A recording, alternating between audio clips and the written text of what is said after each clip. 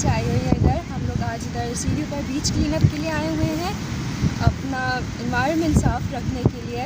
हम उम्मीद करते हैं कि सिर्फ हम लोग ही नहीं, बाकी सारे आम लोग इधर सफाई करें और इधर साफ़ सुथरा रखें अपने बीच को, ताकि मुल्क और हमारा साफ़ रहे और बेहतर रहे और सबके लिए सेफ़ रहे।